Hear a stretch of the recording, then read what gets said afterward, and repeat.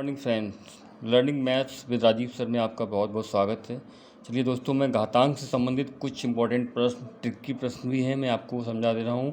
और ये जो मैं प्रश्न अभी करा रहा हूँ इनमें बेसिक की भी कुछ चीज़ें हैं और प्रतियोगिता स्तर की भी बहुत सी सारी चीज़ें आपको देखने को मिलेंगी। चलिए आइए देखते हैं प्रश्नों को हम कैसे हल करते हैं। बने रहिएगा स्टडी विद राजीव सर में। चैनल को लाइक और सब्सक्राइब करना मत भूलिएगा दोस्तों। बहुत बहुत धन्यवाद। चलिए पहला प्रश्न है आपका ऐसे दिखाई दे रहा है। कोई एक प्रश्न लिखा हुआ है 2a की घात 2 b की घात 3 c की घात 4। यहाँ पर 1 2 3 अलग अलग राशियाँ हैं a b c और इसमें गुणा होना है दूसरी राशि 3a b की घात 2 c की घात 3। यहाँ पर a लिखा हुआ है कि ऊपर कोई घातांक नहीं है, तो उसका मतलब मैं आपको बता चुका हूँ। जहाँ पर कोई घातांक नहीं होता है वहाँ पर 1 होता है। दोस्तों आपको बताया था एक रूल्स की समान आधार की संख्याओं का जब गुणा करते हैं तो उनमें उनके घातांक जुड़ जाते हैं। अब यहाँ पर ये दो राशियाँ हैं, हमें इन दोनों का गुणा करना है। और चूंकि इन दो राशियों में अलग अलग संख्याएं दी गई हैं, अगर ये नंबर्स होते हैं तो इनका सबका एक साथ गुणा हो ही जाता है। चूंकि यहाँ पर नंबर्स भी हैं और लेटर्स भी हैं, बीजगणित से संबंधित ये प्रश्न आप मान सकते हैं। तो यहाँ पर हम क्या करेंगे, समान आधार को समीप लेकर के आएंगे। क्योंकि 2 और 3 ये आपका अंक है, इसलिए इनको एक बार अलग साथ में ले आते हैं। अब यहाँ पर हम पहले a और a की घात 2 गुणा a की घात 1, चलिए लिख देते हैं की घात 1। ये समान आधार समीप समीप लिख दिए हमने। अब आपका आता है b की घात 3 और दूसरा है b की घात 2, इसको भी हमने अपने समीप लिख दिया। तीसरा आपका है c चर जो लिखा हुआ है c की घात 4 और इसमें गुणा होना है c की घात 3 का। अब इसमें जो चर अलग अलग बिखरे बिखरे लिखे हुए थे, अब हमने इनको एक क्रम में संयोजित कर लिया। अंकों को अंकों के साथ, समान आधार को समान आधार के साथ, दूसरे को दूसरा। ये आपके 3 अलग अलग चर थे, इनको अलग अलग जगह एक जगह लिख लिया। अब हम इसको हल करना स्टार्ट करते हैं। पता है आपको, समान आधार की संख्याओं को जब गुणा करते हैं तो उनके घातांक को जोड़ दिया जाता है। तो पहले तो हमें क्या करना है, 2 और 3 का गुणा करना है। ये हमारा आ गया तो 6।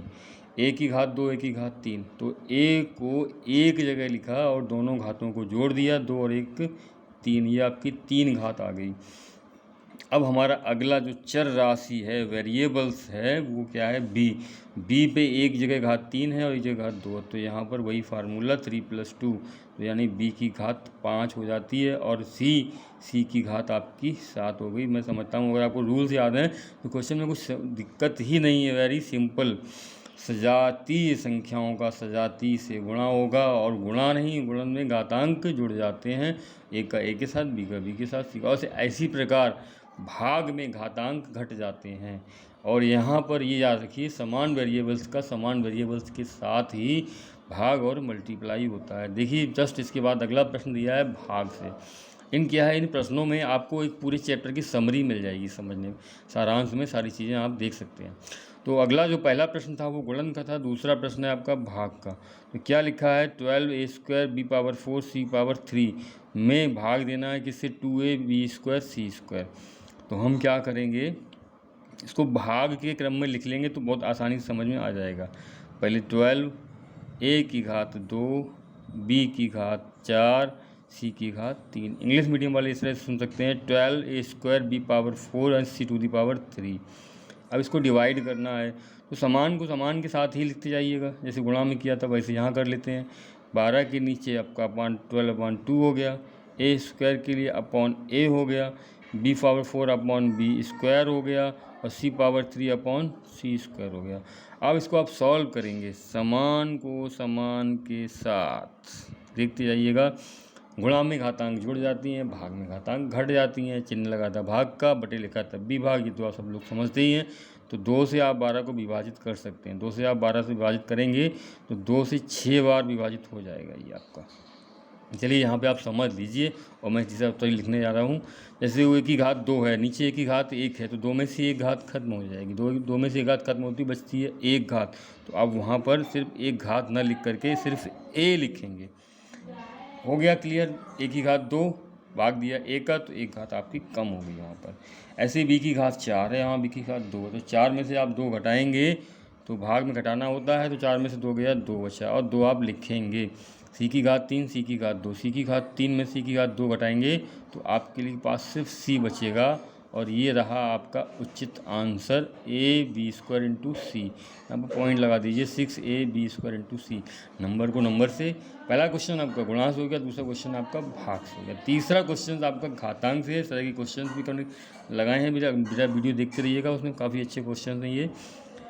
5 की घात 1/4, हमारे सारे स्टूडेंट्स इस चीज़ को जानते होंगे। 125 को आप किस तरह से लिखेंगे?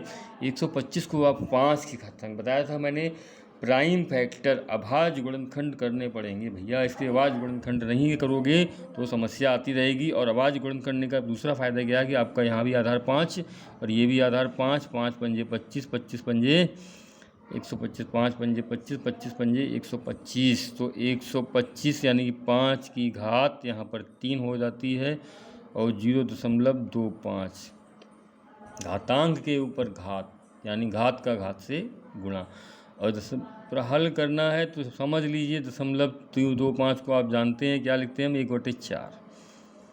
दशमलव को भिन्न में परिवर्तित कर लेते हैं, ये मैं यहाँ पर लिखे दे रहा हूँ।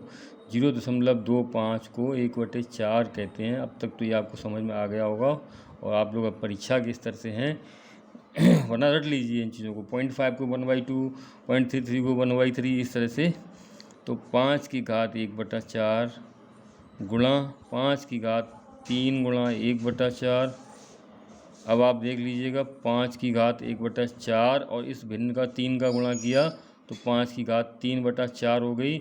और अब हल करने के लिए 5 की जो गुणा में घात जुड़ जाती है यानी कि 1/4 प्लस 3/4, इनको आपको जोड़ना है। देखिए उसमें प्रश्न को पूछने का तरीका, घातांक के भी नियम आ रहे हैं, दशमलव से भिन्नों को भी परिवर्तित करने के नियम आ रहे हैं, इसी में प्रयोग हो रहा है, और भिन्नों को जोड़ना और घटाने का भी प्रयोग इसमें हो रहा है, गुणा का भी प्रयोग हो रहा है। तो इस तरह से हम अपने आप को बेसिकली बहुत मजबूत करना पड़ेगा हमको परीक्षा की तैयारी करने के लिए। अब कुछ लोग सोचते हैं कि 2 या 3 महीने में हम तैयारी करके एकदम फास्ट हो जाए, अगर उनका बेस कमज़ोर है ये चीज़ें आना काफ़ी कठिन है। अब 1/4 और 3/4 को आप जोड़ दीजिएगा। मैं आपको अलग से प्रश्न हल ना करके बताता हूँ, यहीं बता दे रहा हूँ। जिन भिन्नों में हर समान होते हैं उनके अंशों को जोड़ा या घटाया जाता है। तो यहाँ जोड़ना है 3 और 1 4, 4/4, 4 से आपका 4 कैंसिल हो जाएगा। 4/4 का मान होता है 1 और 1 का उत्तर यानी 5 ही आएगा। ये रहा आपका प्रश्न और ये परीक्षा में पूछा भी गया है, एसएससी की परीक्षाओं में पूछा गया है। इस प्रश्न की मुझे सन याद नहीं आ रही है, चलिए फिर भी मैं आपको इस चीज़ को हल किए दे रहा हूँ। इसी क्रम में एक प्रश्न और इसके तुरंत नीचे लिखा हुआ है, इसको आप देख सकते हैं। पहले मैं इसी प्रश्न को करा दे रहा हूँ। इस प्रश्न का क्रम है 6। इस प्रश्न के क्रम में आप देखिए a लिखा हुआ है x की पावर a अपॉन x की पावर b, x की पावर b अपॉन x की पावर c, x की पावर c अपॉन x की पावर a। क्योंकि हम जानते हैं कि समान आधार तो समान है। अब समान आधार है तो उनकी घातांक घट जाती हैं। तो यहाँ पर आप दोनों जगह का x एक जगह लिखते हैं और x की घात लिखेंगे, a में से b को घटाना है। चूँकि बाहर लिखा हुआ है 1 + b, यहाँ पर बीजगणित की भी सर्व समीका का भी प्रयोग कर दिया गया है। इसी प्रकार से एक पद आपने हल कर लिया, सेम वही दूसरा पद भी आ रहा है b - c कोष्टक के बाहर b + c, x की घात c - a और उसके ऊपर घात c + a। चूँकि घातांक के ऊपर घातांक का होता है गुणन, तो आप इन पदों को इस प्रकार लिखेंगे, x की घात a + b a - b, x की घात b + c b - c, फिर x की घात c + a c - a। अब इनको आप बीजगणित में उस सर्व समीका में पहुंच जाइए जहां पर लिखा होता है a + b a - b का जब आप गुणन करते हैं तो मान आता है a² - b²। ऐसे यहाँ पर b + c और b - c लिखा है तो इसका मान आएगा b² - c²। ऐसे c + a c - a इसका मान आएगा c² - a²। तो संक्षिप्त में ज़्यादा लंबा ना खींच के आपको यहीं बता दे रहा हूँ। x को जो ऊपर गुणन करके आएगा यहाँ पर a² माइनस b², और इसको जोड़ देंगे किसके साथ, ये आएगा b² माइनस c², इसको भी जोड़ देंगे किसके साथ, c² माइनस a²।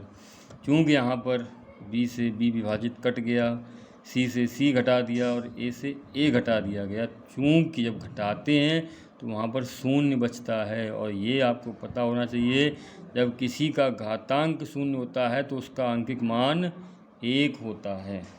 ये रहा आपका अंतिम प्रश्न। चलिए दोस्तों, बहुत बहुत धन्यवाद। चैनल को देखते रहिएगा, बने रहिएगा। कमेंट में हमसे जो भी आपको नई चीज़ पूछनी है उसको आप बताते रहिएगा। बहुत बहुत धन्यवाद दोस्तों।